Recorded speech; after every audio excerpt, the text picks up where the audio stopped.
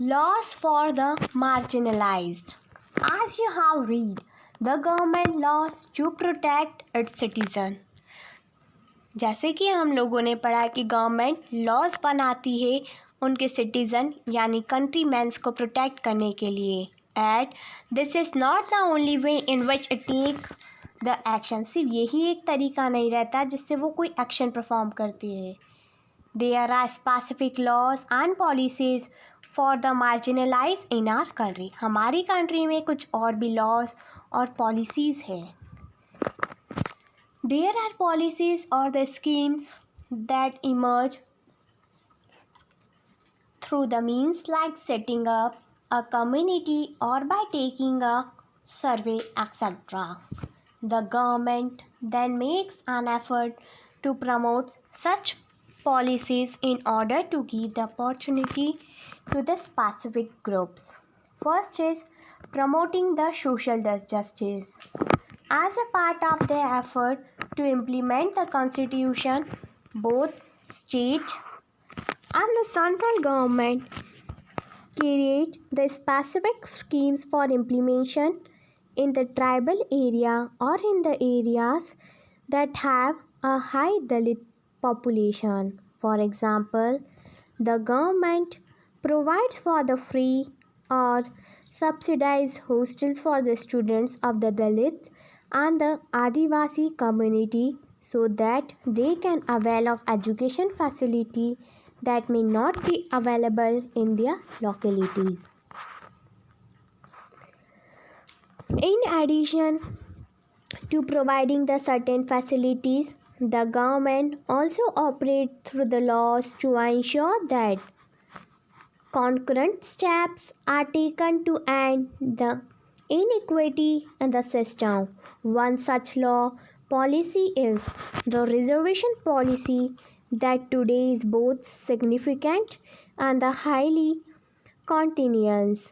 The law which reserves the seats in education and the government employment for Dalits and Adivasis are based on an important argument, that is, in the society like ours, where for the centuries section of the population have been denied opportunity to learn and to work in order to develop the new skill and the vocations. A democratic government need to step in and assist this section. How does the reservation policy work? Government across India have their own list of scheduled caste or Dalit, scheduled tribe, and the backward and the most backward classes. The central government too has its list. Students applying in the educational institutions and thus applying for the post in the government are expected to furnish proof in their caste or the tribe status in the form of caste and the tribe certificates. Many government and the educational institutes also ask for the candidate to maintain their caste and the tribe status.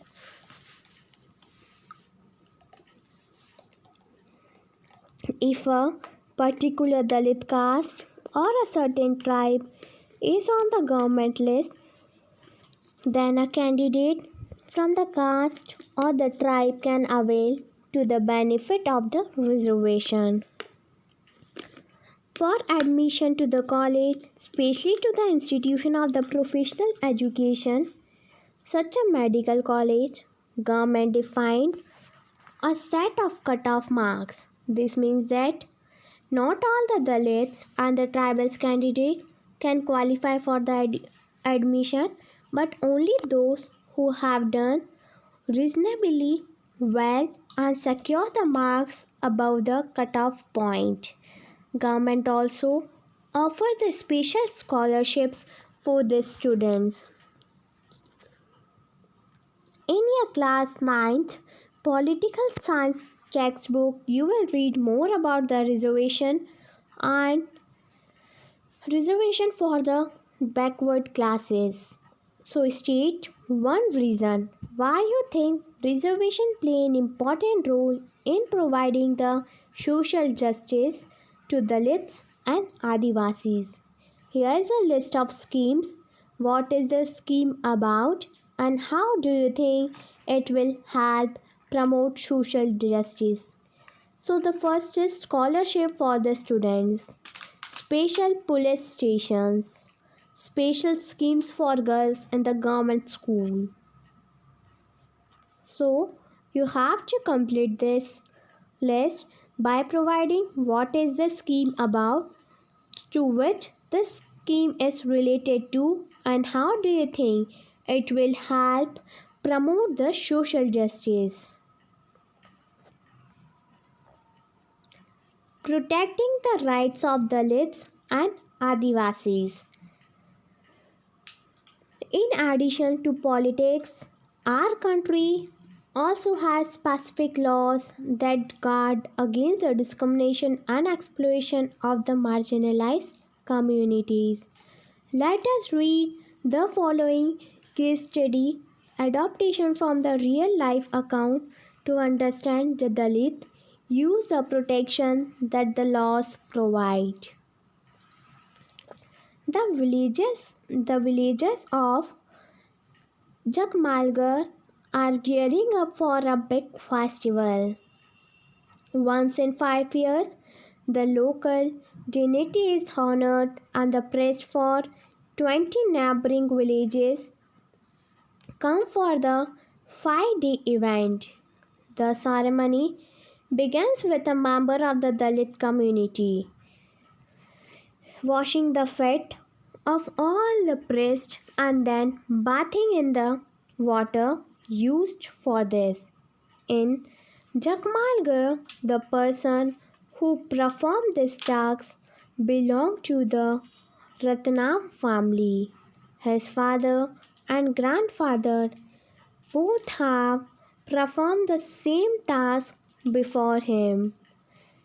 Though they are never allowed to enter the temple, this ritual was viewed as a great honor bestowed on them on this special occasion.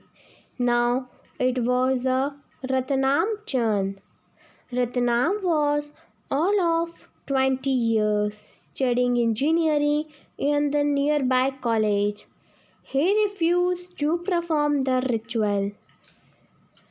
He said that he had no faith in this practice and his family members were forced to perform this ritual because they were Dalits. Ratnam's refusal angered both the powerful caste in the village and some families from his own community. The powerful caste were shocked that such a young boy has the guts to refuse.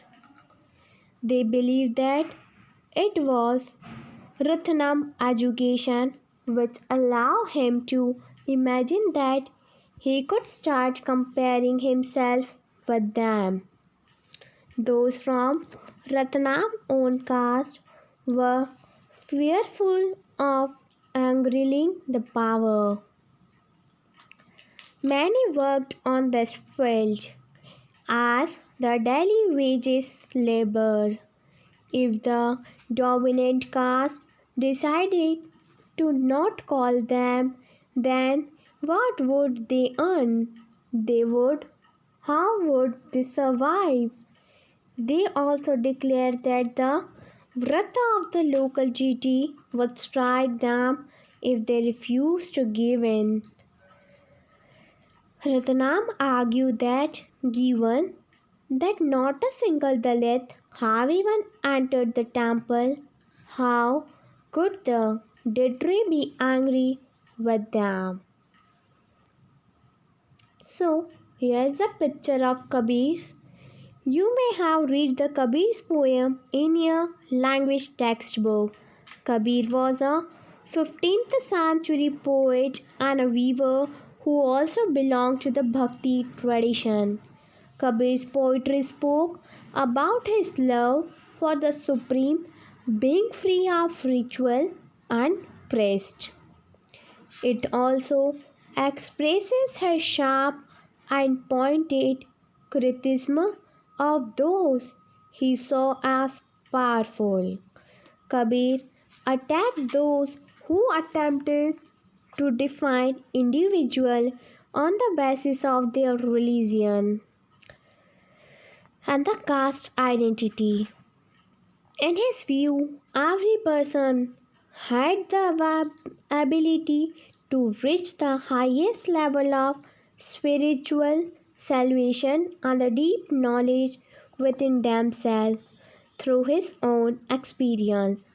His poetry brings out the powerful idea of the equality of all the human beings and their labors.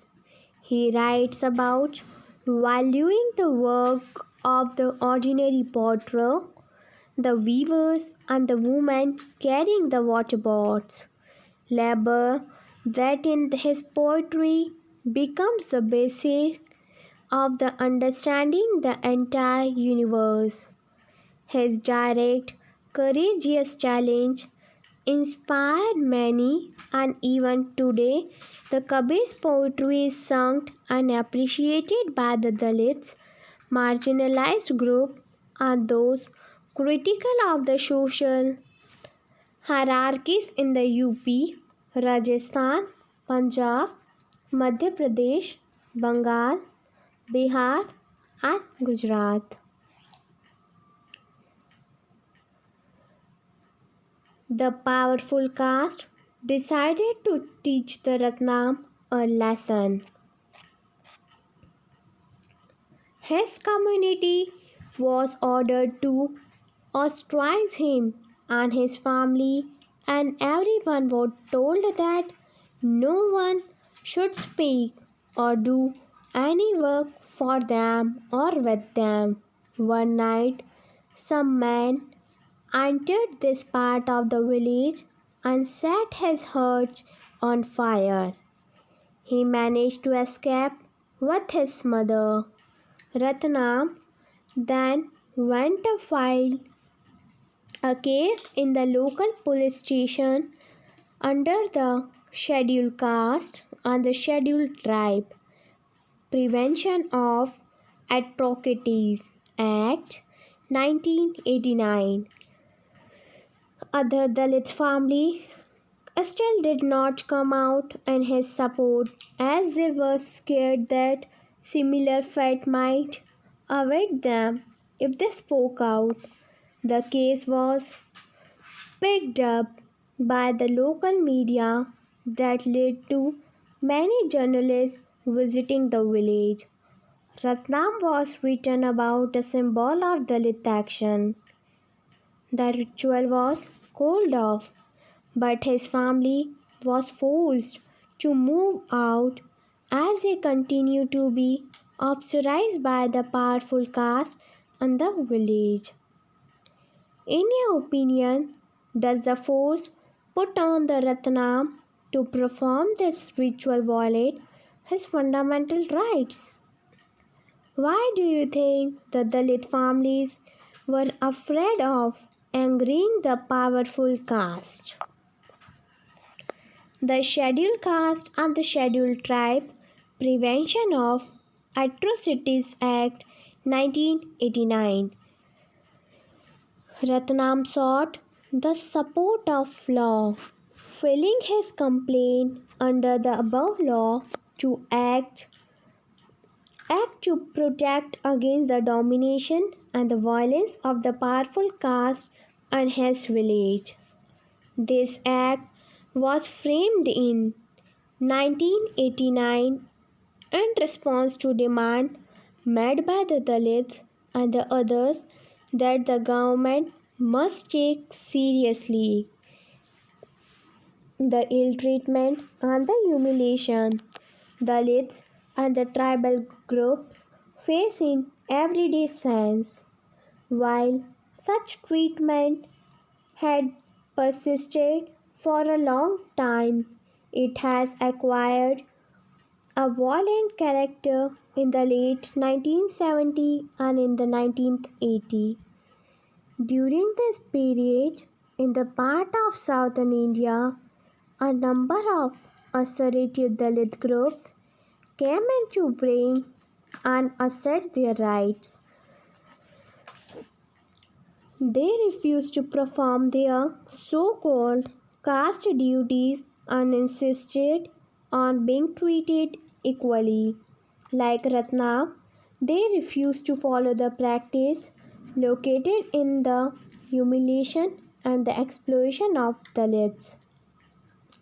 This resulted in the more powerful caste unleashing the violence against them in order to indicate to the government that untouchability was still being practiced, and in the most hideous manner, Dalit groups demanded the new laws that would list the various sorts of violence against the Dalit and prescribe the stringent punishment for those who indulged in them.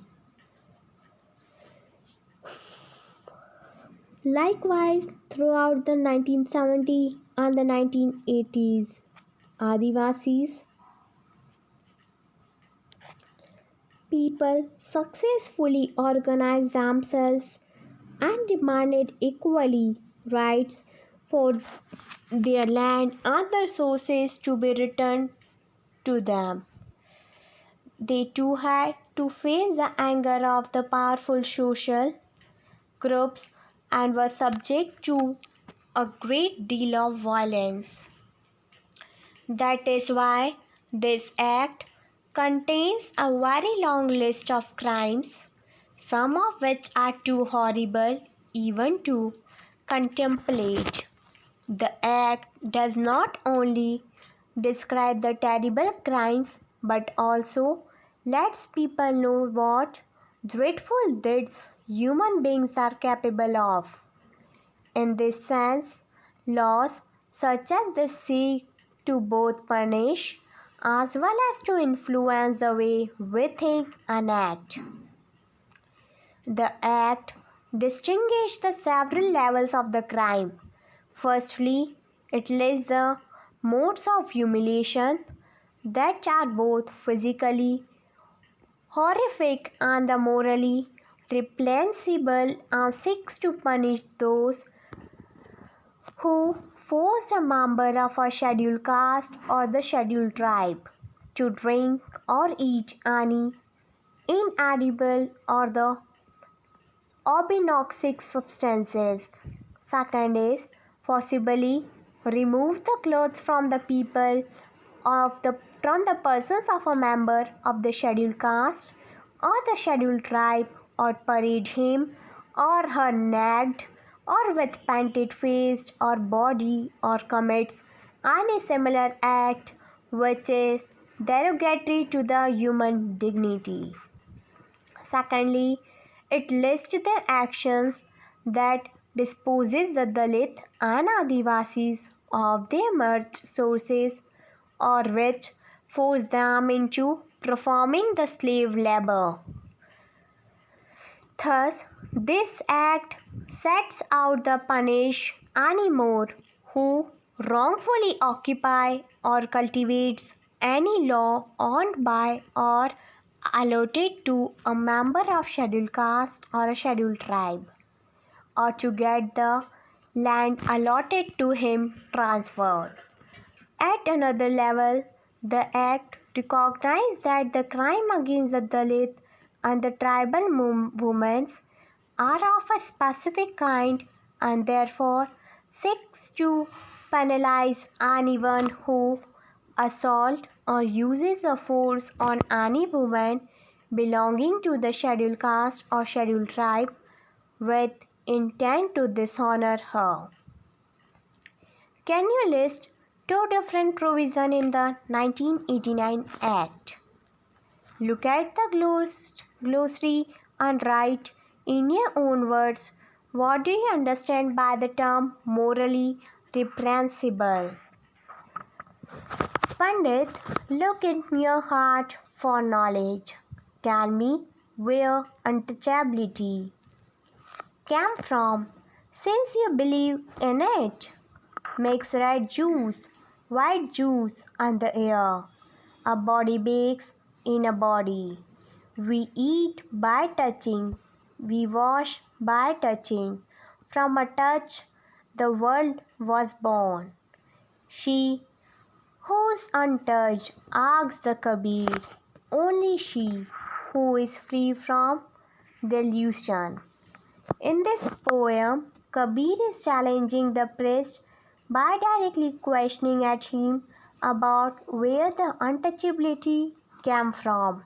He asks the priest to look for the knowledge in his heart and not in the scriptures.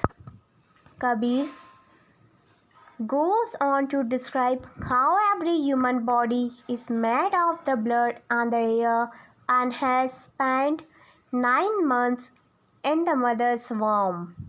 And this, everything in the world is created by touching something, whether it is a pouch, a human being, or a painting.